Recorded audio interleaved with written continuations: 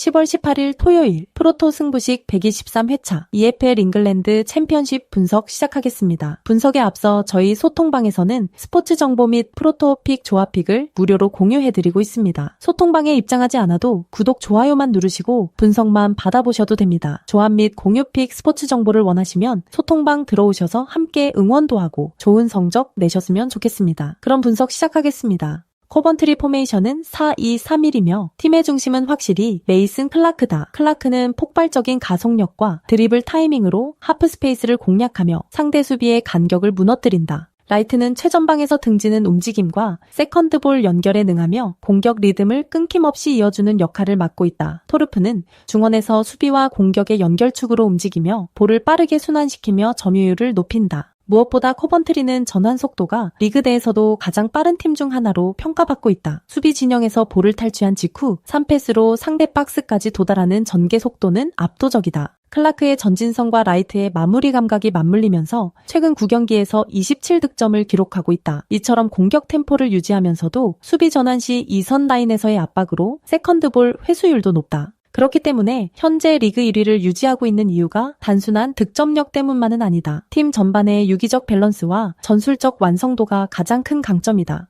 블랙번 포메이션은 4-2-3-1이며 오아시는 볼을 다루는 기술이 섬세하지만 체력 소모가 빠르다. 시드네이 타바레스는 좌우 측면 전환에 능하지만 수비 전환 시 복귀 속도가 느리다는 약점이 있다. 특히 애들레이드까지의 이동 거리는 선수단의 컨디션 유지에 악영향을 끼칠 수준의 장거리다. 결국 시드니 FC는 체력 부담으로 인해 전반 초반 이후 점유율을 유지하기 어렵고 공격 템포가 둔화될 가능성이 높다. 하프 스페이스에 공간이 생긴다. 이 틈을 코번트리의 클라크와 토르프가 활용한다면 실점 가능성은 높을 수밖에 없다. 결국 블랙번의 수비 조직력은 코번트리의 빠른 전개에 무너질 가능성이 높다. 공격 전환 시 오아시가 중앙에서 버티더라도 지원 속도가 느려 세컨드 찬스를 만들기 어렵다. 코번트리는 빠른 전환 템포와 완성도 높은 공격 패턴으로 상대를 압박한다. 블랙번은 수비 라인 강력 유지 실패로 인해 실점 리스크가 높고 전개 속도에서 완전히 밀릴 가능성이 크다. 이 경기는 코번트리의 공격 완성도와 조직적 압박이 승리를 이끌어낼 확률이 높다. 결국 리그 1위 팀다운의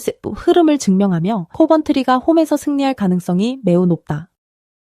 노리치는 3백 라인을 전진시켜 높은 위치에서 경기를 전개한다. 하지만 이 구조는 하프라인 뒤에 공간이 넓게 열리는 위험을 안고 있다. 사전트는 제공권에서 강점을 보이며 볼을 등지고 받아내는 움직임으로 공격 전환의 연결고리 역할을 수행한다. 츠르나츠는 빌드업에서 침착하지만 압박 강도가 높을 때 실수가 잦다. 미르코 토픽은 수비 강력 유지보다 전진 패스에 집중하기 때문에 라인 붕괴 시 커버 타이밍이 늦어지는 약점이 드러난다. 특히 수비 라인을 일정하게 유지하지 못해 상대의 라인 브레이킹에 노출되는 장면이 반복되고 있다. 높은 수비 라인 운영은 공격 전개에는 유리하지만 발 빠른 상대를 만나면 즉각적인 위험으로 전환된다. 결국 노리치는 전방 압박이 통하지 않을 경우 뒷공간 침투에 속수무책으로 당할 가능성이 크다. 브리스톨은 빠른 전환과 라인 브레이킹에 특화된 팀이다. 리스는 폭발적인 스피드로 수비 라인 사이를 파고들며 오프사이드 트랩을 무너뜨리는 움직임에 능하다. 메흐메티는 좌우 측면에서 컷인 후 슈팅으로 전환하는 타이밍이 빠르고 박스 안침투 시 집중력이 높다. 트와이는 2선에서 패스를 뿌려주며 순간적인 전진 타이밍으로 세컨드 찬스를 만들어낸다. 브리스톨의 공격 패턴은 단순하지 않다. 빠른 전환 속에서 리스와 메흐메티의 침투 타이밍이 완벽히 맞아떨어진다. 특히 상대가 수비 라인을 올리면 그 공간 뒤를 즉각적으로 공략하는 전환 루트가 완성된다. VAR 판독을 거치더라도 골이 인정될 만큼 정교한 타이밍의 침투가 핵심이다. 이 리듬이 이어진다면 노리치의 3백은 경기 내내 불안정한 밸런스를 드러낼 것이다. 노리치는 높은 수비 라인이 강점이자 약점이다. 하프라인 위에서 전진 압박을 이어가지만 뒷공간 리스크를 커버할 자원이 부족하다. 반면 브리스톨은 리스와 메흐메티를 중심으로 한 라인 브레이킹 패턴이 완성 단계에 있다. 결국 빠른 전환과 정교한 침투 타이밍을 앞선 브리스톨이 노리치의 뒷공간을 지배하며 승리를 가져갈 가능성이 높다.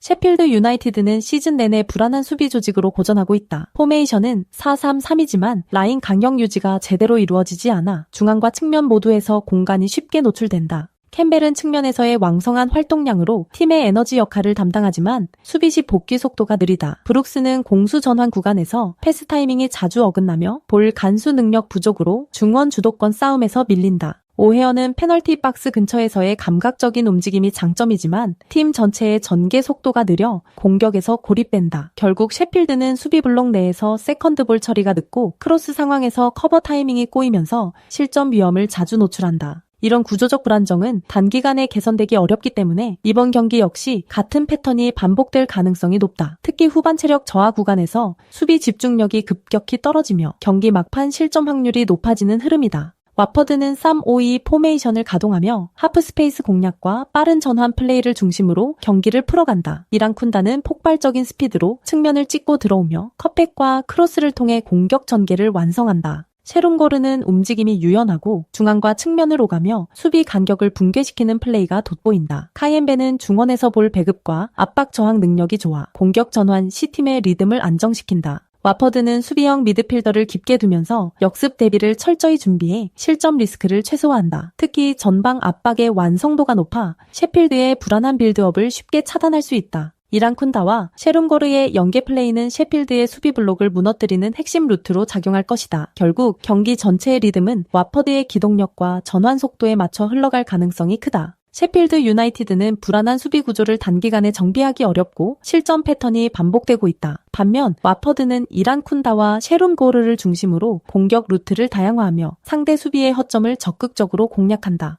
경기 후반으로 갈수록 체력과 집중력의 격차가 두드러질 것이며 이는 와퍼드의 공격 흐름을 더욱 강화할 것이다. 결국 전술적 완성도와 기동력에서 한 수위인 와퍼드가 원정에서도 주도권을 쥐고 승리를 거둘 가능성이 높다.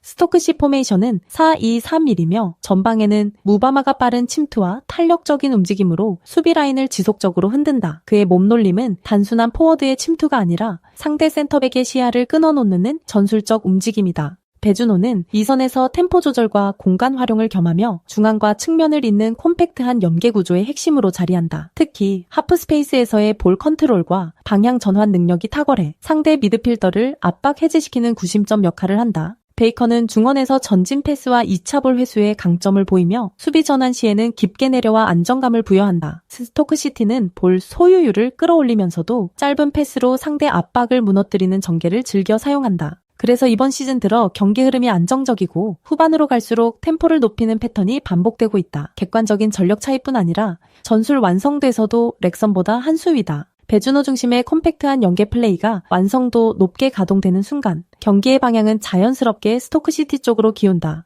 포메이션은 3-1-4-2이며 무어가 최전방에서 피지컬을 활용한 포스트 플레이로 공격의 기점을 만든다. 그러나 전체적으로 라인이 낮고 중앙 압박이 느슨해지는 구간이 자주 발생한다. 카카체는 윙백 위치에서 왕성한 활동량을 보이지만 역습 시 수비 복귀가 늦어 하프 스페이스 뒷공간을 자주 노출한다. 오브라이언은 중원에서 전개 속도를 높이려 하지만 세컨드 볼 처리에서 미묘한 타이밍이 어긋나는 장면이 많다. 결국 렉섬은 3백을 기반으로 안정감을 추구하지만 볼 사이드 전환이 느려 측면에서 수적 열세가 잦다. 수비 라인이 좁게 형성되면서 외곽 크로스와 세컨드 찬스에 반복적으로 흔들린다. 공격에서는 무어의 제공권 의존도가 높아 전개 루트가 단조롭고 예측 가능하다. 이런 구조적 한계로 인해 오늘 스토크시티의 중원 압박과 템포에 제대로 대응하기는 어렵다. 배준호 중심의 전개 구조가 완성되면서 스토크시티는 경기의 리듬을 자신들의 템포로 끌어갈 수 있다. 반면 렉섬은 수비 전환과 압박 타이밍 모두에서 불안 요소가 뚜렷하다. 3백의 뒷공간이 반복적으로 열리는 순간 경기 주도권은 완전히 스토크시티로 넘어갈 것이다. 결국 전력, 전술, 흐름 모두에서 이 우위를 점한 스토크시티가